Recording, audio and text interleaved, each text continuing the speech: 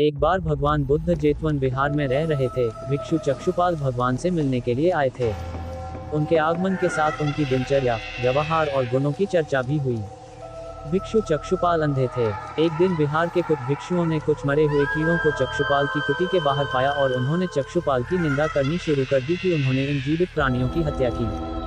भगवान बुद्ध ने निंदा कर रहे उन भिक्षुओं को बुलाया और पूछा कि क्या तुमने भिक्षु को कीड़े मारते हुए देखा है। उन्होंने उत्तर दिया नहीं। इस पर भगवान बुद्ध ने उन साधकों से कहा कि जैसे तुमने उन्हें कीड़ों को मारते हुए नहीं देखा, वैसे ही चक्षुपाल ने भी उन्हें मरते हुए नहीं देखा और उन्होंने कीड़ों को जानबूझकर नहीं मारा है, इसलिए उनकी भर्त्सना करना उचित नहीं है। एक बार भगवान बुद्ध भिक्षा के लिए एक किसान के यहाँ पहुँचे। तथागत को भिक्षा के लिए आया देखकर किसान उपेक्षा से बोला, श्रमण मैं हल जोतता हूँ और तब खाता हूँ। तुम्हें भी हल जोतना और बीज बोना चाहिए और तब खाना खाना चाहिए। भिक्षुओं ने इसके बाद पूछा कि चक्षुपाल अंधे क्यों हैं? उन्होंने इस जन्म में अथवा पिछले जन्म में क्या पाप किए?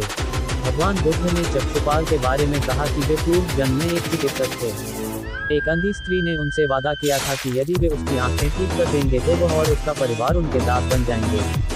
स्त्री की आंखें ठीक हो गईं, पर उसने दासी बनने के भय से यह मानने से इनकार कर दिया। चिकित्सक को तो पता था कि उस स्त्री की आंखें ठीक हो गई हैं, वह झूठ बोल रही है।